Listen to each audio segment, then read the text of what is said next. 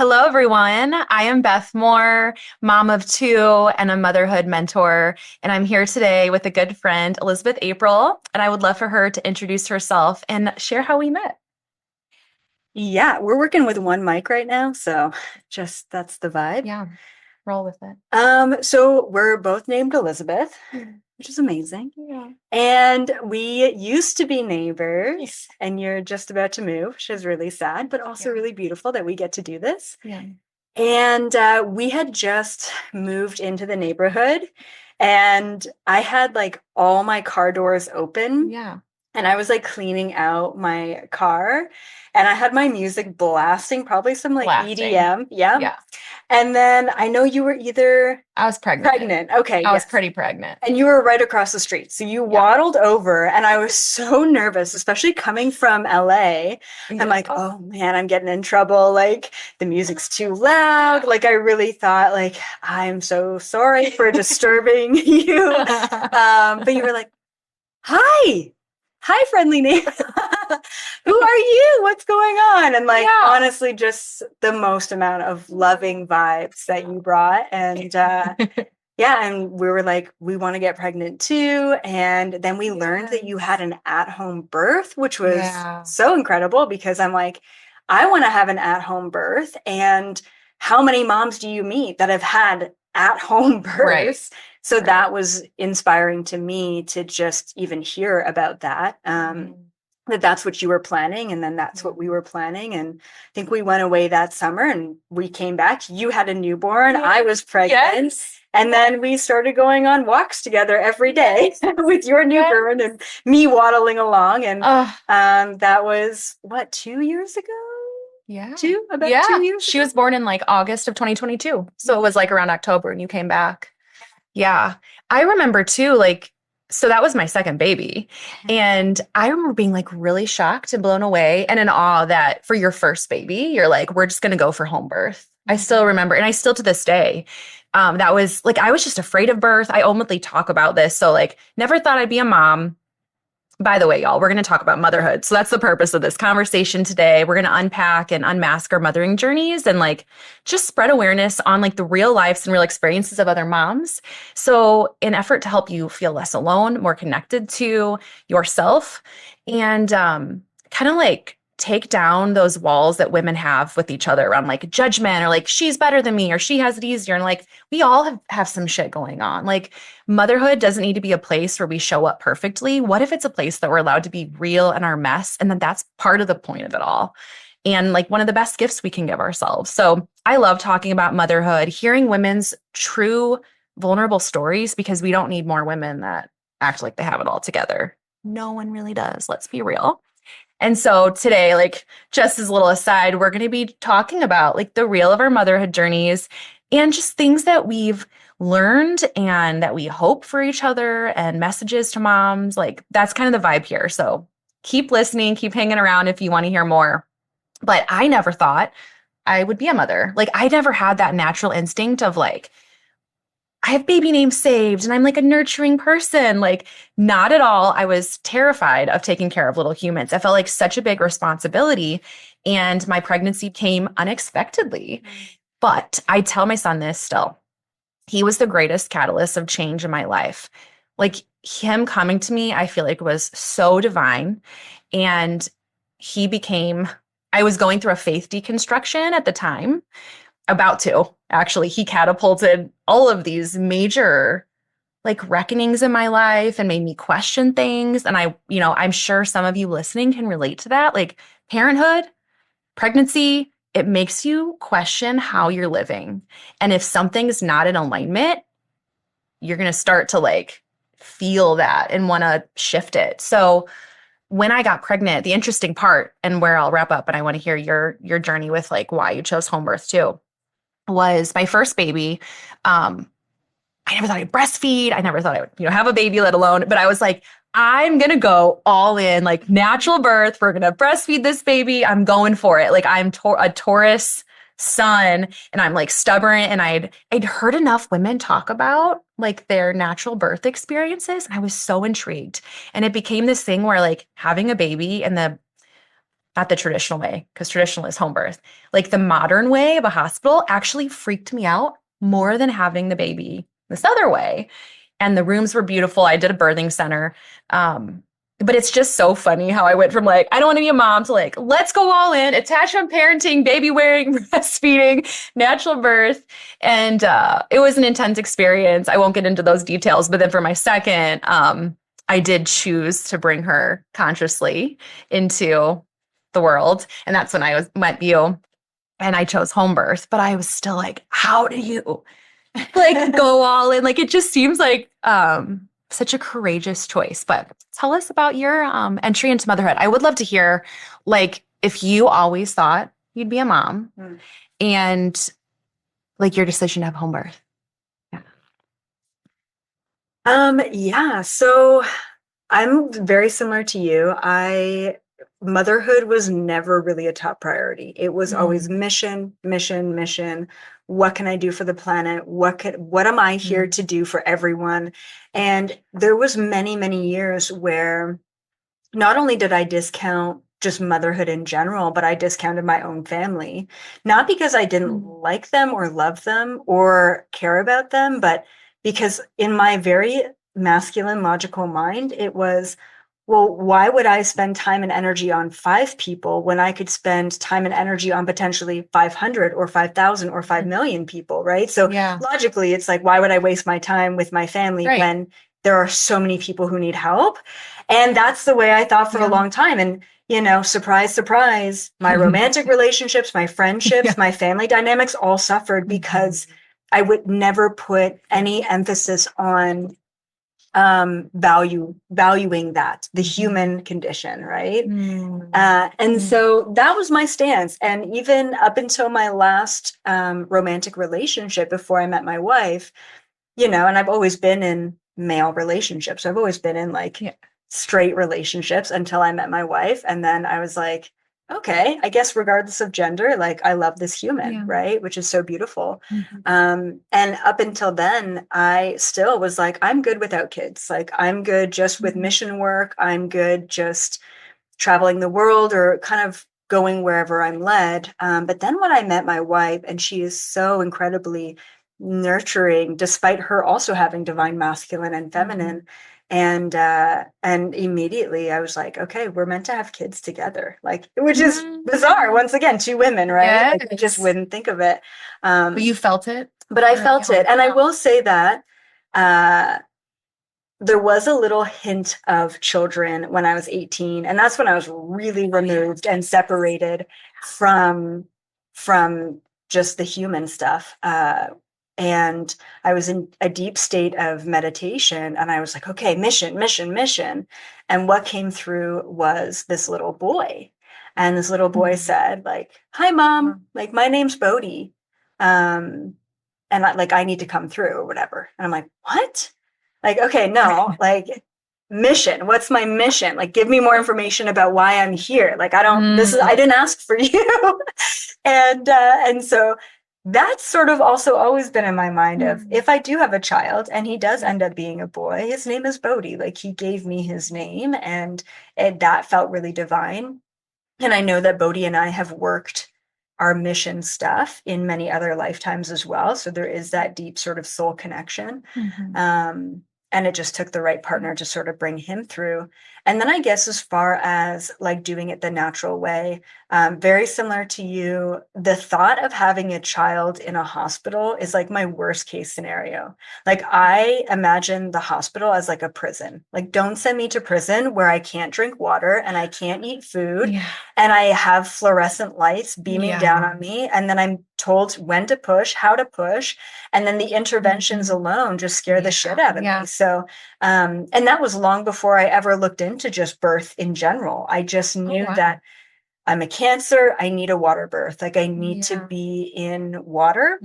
And I know some moms, like even doing home birth, like they need to be grounded on the ground and like, the baby comes wherever it needs to. But Bodhi did come in the water and it was incredible. I mean, my whole pregnancy was incredibly beautiful and my whole birth and labor was incredibly beautiful. And I wouldn't take that back for the world. And part of me felt like if I have a really traumatic labor and birth, which is absolutely a possibility, then I'm meant to take that knowledge and help other women process and get through traumatic labor and birth.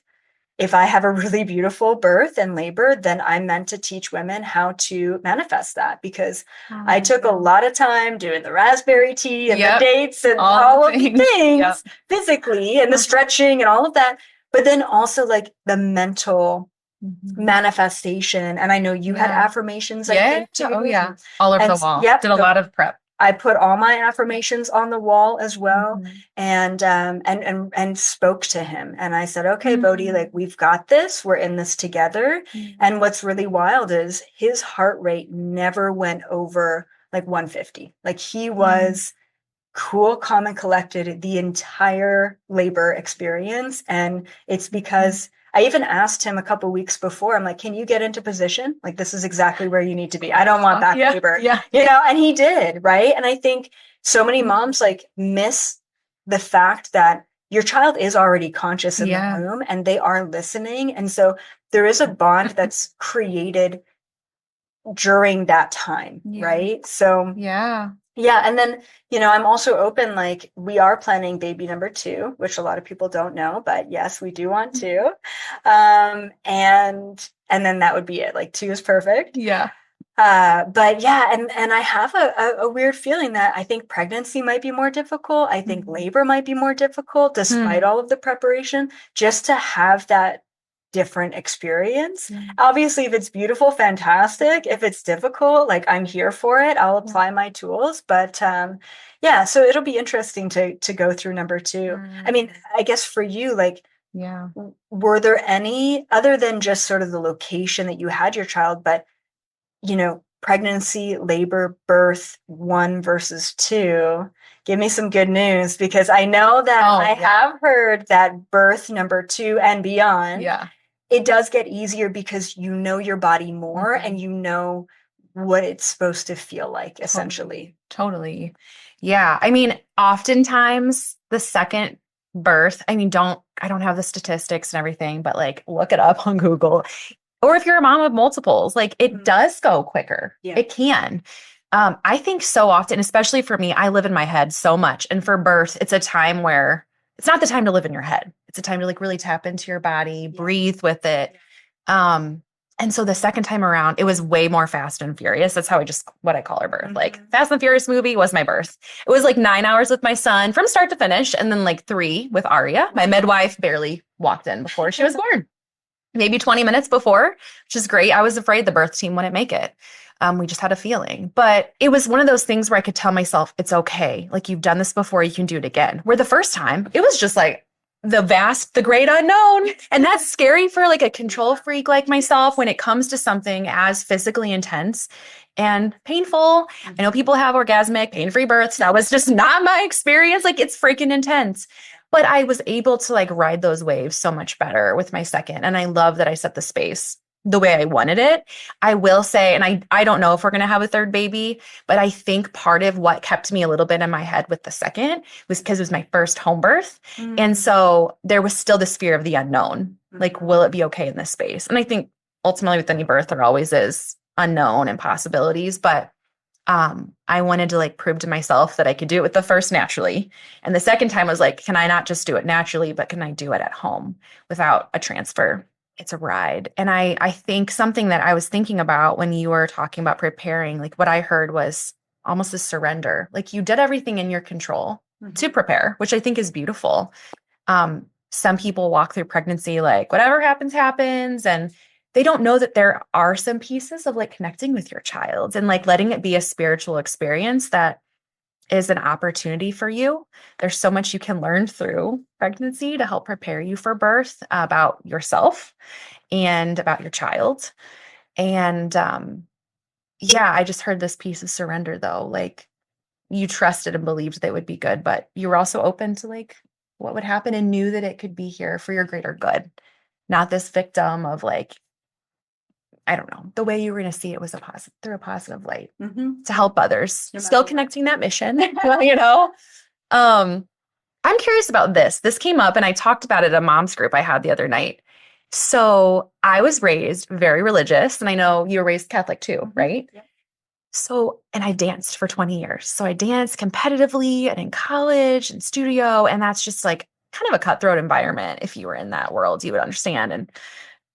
But I say that because ironically, I lived so disconnected from my body. And I think part of it was my family of origin, part of it was my conservative upbringing. And I'm not bashing Catholicism, by the way. I'm just naming. That was my own experience with my upbringing. But then also with dance, and like my body was a performer, like a performer that was like judged, competed, and like cat. I don't know, just that whole mentality. And it wasn't until pregnancy, which I wasn't necessarily wanting, right? I was unexpected, that I connected and started to love and be in awe of my body for the first time. My like feminine, I lived very much in the masculine energy. My femininity, my inner feminine turned on big time. Well, duh, but I like leaned in. I was connected to my sensuality in a beautiful way for the first time. Like, I know some women hate their body in pregnancy and it's not glamorous. A lot of it isn't. I get it. But I was blown away. I never had curves. I've always been like stick thin and love it or hate it. But I was like, oh my God, I'm like, my breasts are filling out, my butt is, my belly. And I loved it.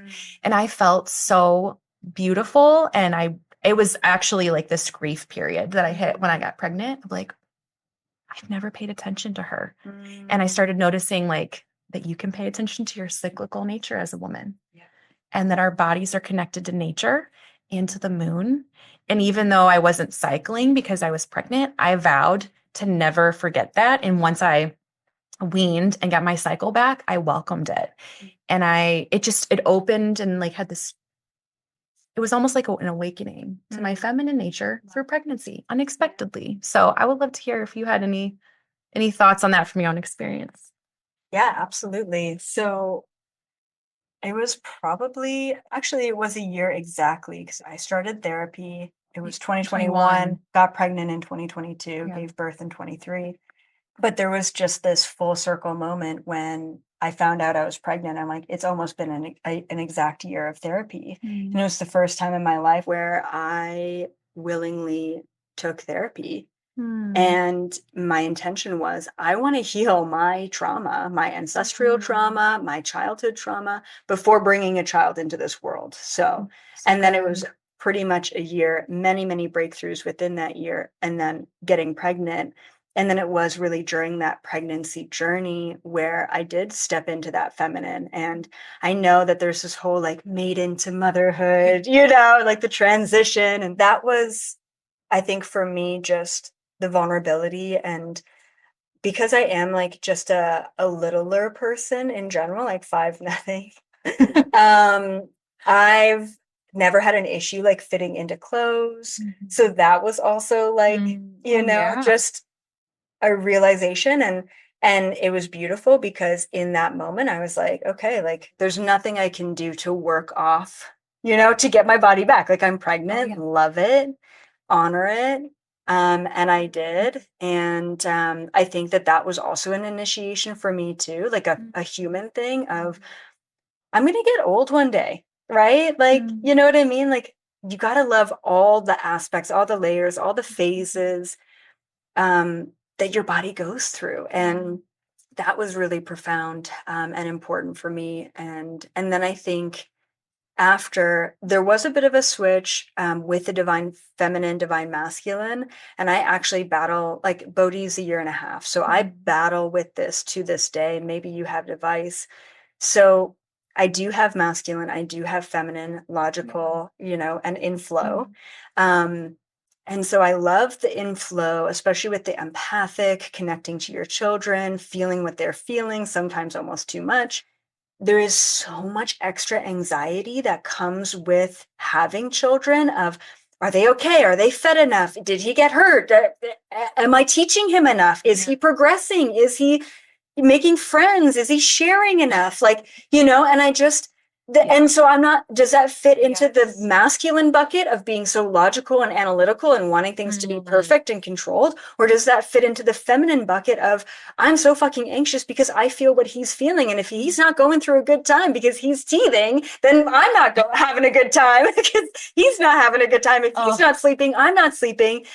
So it was like, newborn stage, yes, breastfeeding, motherhood, just all the little like, the blissful hormone, all great. Okay, now that he's a toddler, I am just in the emotions with him, and I'm like, I am having a hard time regulating. I actually just started taking ashwagandha. Ashwagandha? Like a mushroom or something? Is like a and so it's supposed to help with stress, and it's actually really good. Like I'm loving it. But also, like, what do moms do? Because what is up with this anxiety that I just feel like I can't. Also, the election season, like at the time of this recording, like we're like 2 days out from the election, and it's just like the energy's been ripe. But like, I don't know. What's your advice for moms who just great, like we've surrendered into the femininity, but now life is so full that it's hard to navigate. Oh yeah.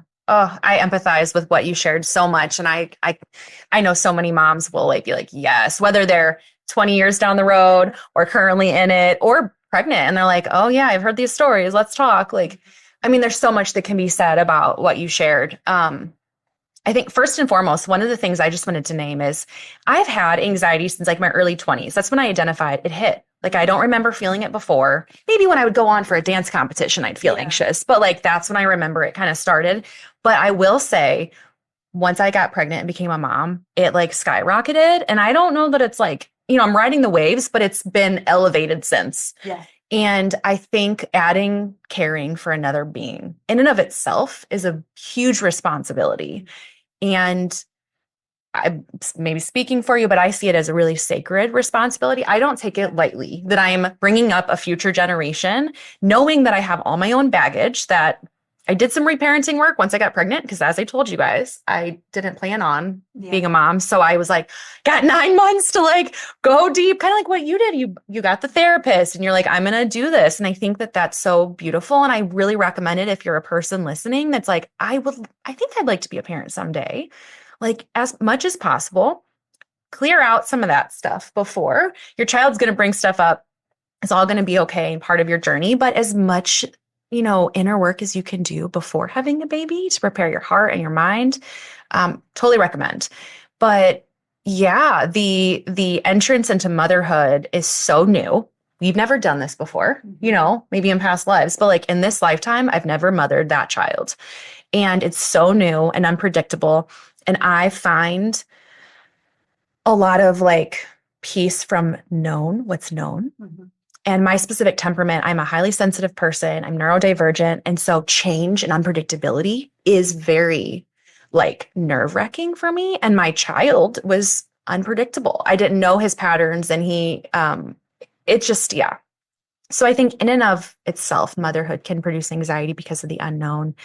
And I think that the toddler stage and like the teenager stage, there's special times. I mean, there's always like challenges, but from my own experience and women that I witness and speak to, the toddler years and the teenager years can really trigger us.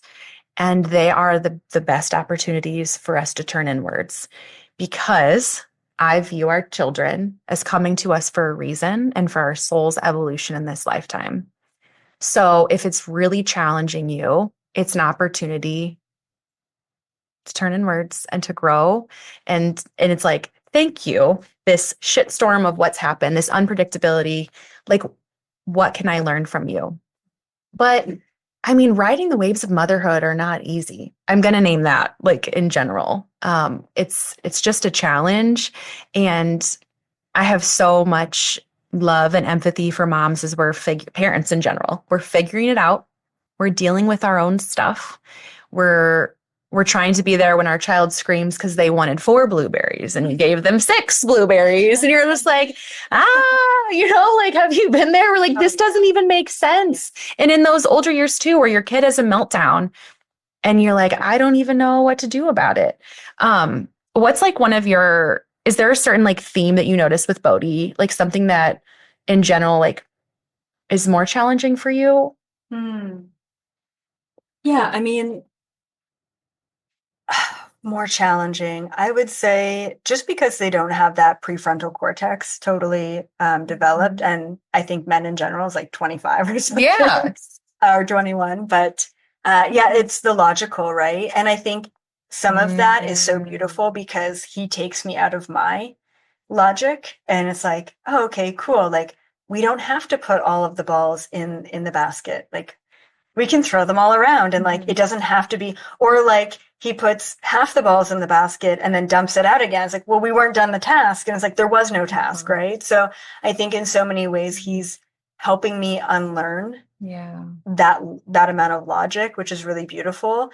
um I was just telling my wife the other day like that I feel like I've been really good with his definitely a lot of big emotions Mhm. coming online. And and I've been really good with navigating that just with in general being really calm, cool, collected, nurturing.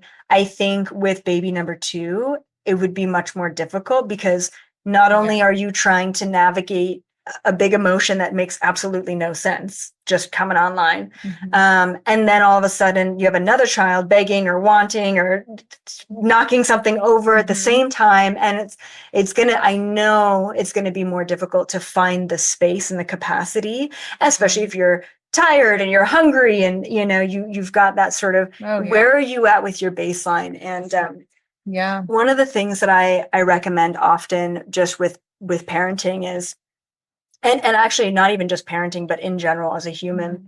if you find that you're having a really triggering week, like yes, election season, yes, the world is collapsing, yes, shit is going down, right? It's not a fun time to be alive.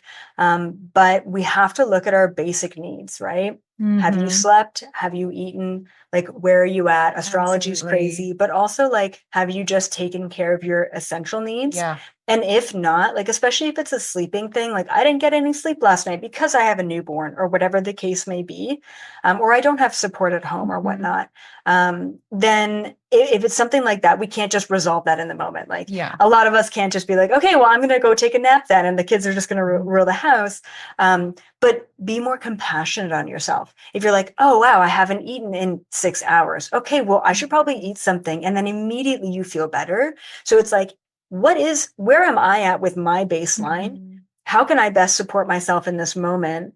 And if I can't support myself in this moment because I don't have the capability to, then let me have more compassion for myself, Yes. right? So good. And I do want to mention, so a couple more things. One, it definitely takes a village, but it's not just a village to Mhm. help with kids. It's also a village to help with mothering as well. So Yeah. like all my friends right now are mom friends, which is amazing, right? So Yeah. we don't even have to talk about motherhood stuff, and mostly we don't, but just to have each other I to get it. know and just have kids in different stages, like Mhm. just to be on that same level of experience in life, I think Yeah. is so powerful. Even if we For never talk sure. about motherhood, Yeah. but your mom Yeah. groups, like I've been attending Best mom groups, and Mhm. those have been really empowering and incredible. And like just hearing other people's struggles and then not feeling so alone in my Yeah. own is just incredible. And then I wanted to mention something that I think a lot of my own community bring up. They've brought it up to me, and then they've sort of questioned that for themselves, which is, why have kids now? Like literally the world's ending and like shit's going down, and you want to bring like children into this world. Like this is Mm. it just doesn't feel like a stable place. And I get that. Like I always think like if you're not emotionally or financially stable, then it's probably not a great time in your life to have kids. But if the world is collapsing and the world is not stable, then it's probably not a great time to bring more into it. And so I really took a long time before having Bodhi and I'm really in that pondering right now with the Mhm. second. It's like, is this really a good time? Like, should I really be bringing in more? Um, and the message that keeps coming back to me is, yes, the old world is collapsing. Like, yes, shit is going down, and that's very clear and very obvious. But we do need to seed the planet with individuals who are bringing hope, who are bringing solutions, who also have the parents to create leaders of the new earth. So we can't just say, wow, like this planet is a garbage dump. Like I'm out of here in 80 years, you know, I'm leaving this shithole, right? It's like, I actually want to leave a legacy, and it's not just the books that I'm writing, it's the children that I'm bringing into the world. And I tell Bo, he's a year and a half, and I tell him all the time, like, dude, like, if you just want to be a mechanic and like spread good vibes that way, like that's cool too. You know what I mean? Like you don't have to be some sort of spiritual teacher to just be here with emotional intelligence and grounding to help the world in that way. So I think that we can't just say, yeah, this is a dumpster fire and like I'm going to walk away from this. It's like, how do we really make it better? And a lot of that as a parent is taking the responsibility to clear your own shit. And I do want to just one more thing before we move on is when we were talking about therapy and like doing the deep dive before getting pregnant, that's amazing. Like woohoo for us for having the conscious awareness to do that before kids. But there's so many parents listening to this right now saying, okay, well, my kid's 35 and like, I think I like left them with some shit, right? Yeah. That's totally okay. And I want to just like, this is so profound. And this came through a one-on-one client many years ago. And what was it?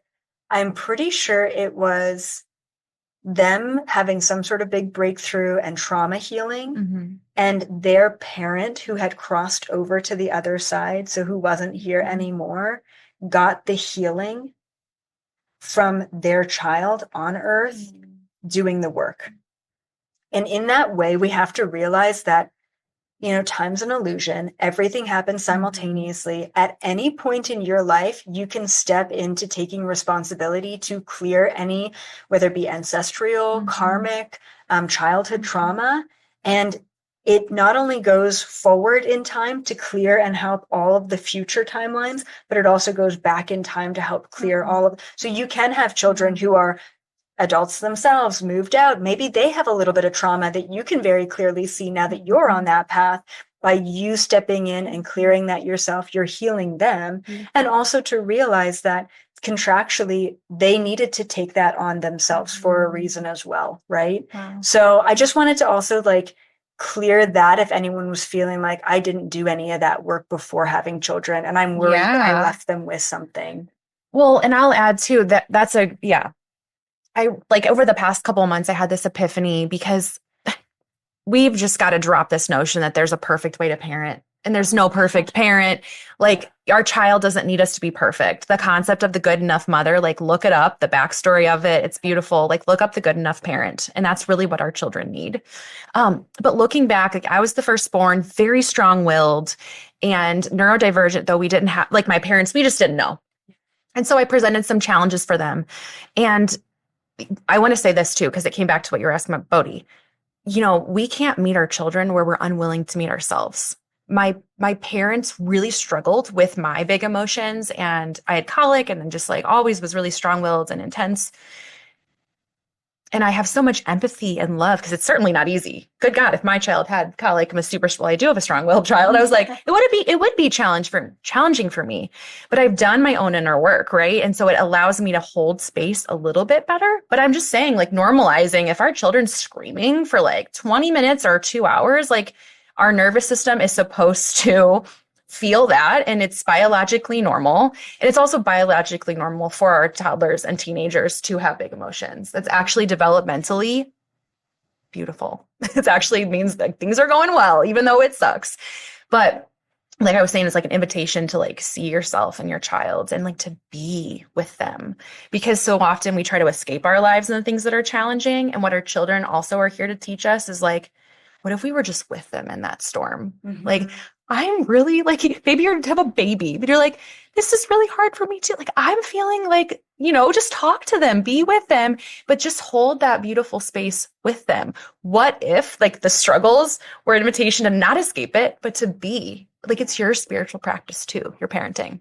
So back to my parents though, when I was born and the challenges and they did their best and I didn't need a perfect parent, but, some of the stuff that I struggled with and the way I felt alone and like the black sheep of the family did lead to some my journey led to mental health issues, right? And I know so many people walking here on earth right now are feeling depression, anxiety, or did in the past. And I had some very dark nights of the soul that led to suicidal ideation multiple times. I'm still here. I've had children to the world, beautiful. But a couple months ago, I had this realization of gratitude for the way my parents raised me.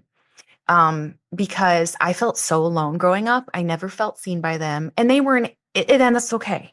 I struggled for the years of like, why did my brother have such a different experience than me? And like, wow, we had two, and I resented them for years. I held on to anger, and I've done so much healing and letting go and accepting that my journey was where it was supposed to be.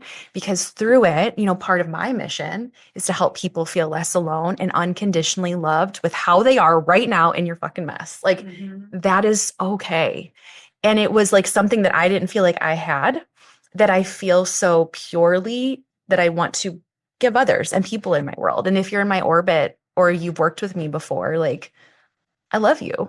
And I'm not going to judge anything you say because I've felt it all. And I'm like, we need more people that are willing to just be with us as we are. Everyone wants to change us. The world wants to tell us how to parent and be. And that's really stressful. And I did want to name that about why parenting can be so stressful is like the outside noise, the pressures that we already have, but that other people are telling us. And I also think I'm going to name this, like, social media is wonderful. I got off for a few years right after becoming a parent. I'm back on now. And I do follow parenting coaches or other moms that are like, just sharing their lives as mothers. But I will name, it may not be serving you in this season sometimes to have all this advice about how to be a better parent or why you're messing up your children. It can put on some people that are in vulnerable states and already struggle with anxiety and perfectionism. It can add to that mental load that we already have as parents. And if it's not serving you, like, you might need to turn it off right now. So I just wanted to name that the pressures are real for how to show up and be as a parent and how to like be with your kid when they're struggling. And that if are you masculine enough or feminine, like, what if sometimes we need to cut through the noise, simplify, get back to the basics, again, calm down that noise and return to ourselves through parenting and not we just need to recognize where the pressures that are there, the ones that don't need to be there, how we can remove them and how that's an act of self-care. Again, I love the parenting advice and all the data and the research that's coming out all the time. It's always changing, but sometimes it can be a little overwhelming. Have you noticed that? Like, do you know what I'm talking about? Yeah, it's so funny because when I did become a parent, whether it be online or even in person, and I still say to this day, I've never met a more judgmental group of people than other moms. Like, it's pretty incredible. Yeah, Sad. I know. Sad, it man. is sad because, just like even in the LGBTQ community, and my wife and I are in that community by default, but the amount of labels is ridiculous. So the amount of labels within parenting is ridiculous. And so if you're not parenting a certain style, then you're seen as worse than, and so it's as anything, right? Everything in moderation. And I think that at the end of the day, whether it be a divorce or something that you feel really awful about as a parent, your children are contracted to have that experience with you as well, right? And if you just need to throw on a TV show because you need a break and a second, that's okay too, right? And so and your children are there for it, for all of those experiences. So yeah, and I guess just to wrap up and to talk about having support as a mother, maybe talk about what you offer, like, what your mission work is, which is beautiful because I know that you not got away from your mission. It's almost like you were a coach and then you got pregnant unexpectedly. And what's really beautiful, the way that I look at it is that was just mission training. You know what I mean? Like, you didn't get away from your mission. And I think a lot of moms feel the same way of, I have to choose work or family. Yeah. And so that's a balance. And you're still in that balance very much so with a husband who works full time. And so I really do think that what you have gained in going through the past couple of years and then stepping back into it and saying, okay, I'm ready to hold space again, for mothers in particular, I think is so beautiful. And I know that you're just here for something so special. And I think really the world needs you. So yeah, talk a little bit about what you can offer moms. And of course, we're going to put all of your links in the description below, as well. So yeah, go for it. Yeah, it's interesting. Thank you, by the way. It's interesting because when I started to become a life coach, it was 2018 and I unexpectedly got pregnant. I was like, this is my year to go after. I'd be like hiding from the thing that I really wanted to do for almost a decade. Wow. I finally took that leap and then I was like, pregnancy, threw up everything. And we moved across the country and I deconstructed my faith. It was like boom, boom, boom, quite a year. And that led to a dark night of the soul. Surprise, surprise. Because it was just, I was uprooting my life. But through the initiation of getting pregnant and starting my business, my heart was always helping women with their identity, seeing themselves more clearly. Self-love coach was my thing, like bringing a compassionate lens to the way they showed up in the world so that they could, gain more confidence to go after their big dreams, show up authentically, set the boundaries, the things that women struggle with. But once I became pregnant, I was like, oh, wow, like it changed the whole lens. I was like, it's gotta be. And I still work with women that aren't mothers, but I saw such a need to really love the mothers because we're the heart of the world. And if moms aren't well, society can't be well. And it's as simple as that. Like, think about it. And we're the ones raising up primarily the next generation. And so, my work centers around loving the moms and being with you in your mess, helping you sort through things. Our identity changes so drastically when we become a mom. And I felt really lost for a season, even though I knew I was purposeful bringing life into this world. I felt purposeless in seasons and like in the monotony of that. And now I'm like out of the woods of that. But, motherhood shifts a lot. And I think we need more people that really give a damn about moms and are great at space holding and reflecting back the truth of who you are to help us navigate that journey with more like rootedness. And so we can come out standing more firmly on our own 2 feet and really be able to step into that capital M mother, like divine feminine role.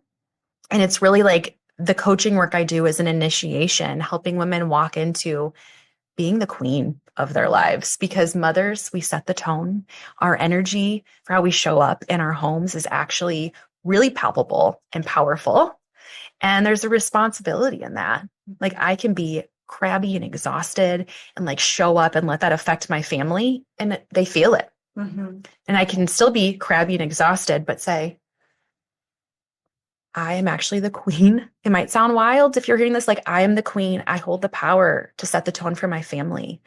And the energy just changes. And I want more women to know that we hold a lot of power. Yeah. And that motherhood, what if motherhood was the initiation to like become who we really are here to be in the best way and to like love ourselves and our imperfection alongside our children.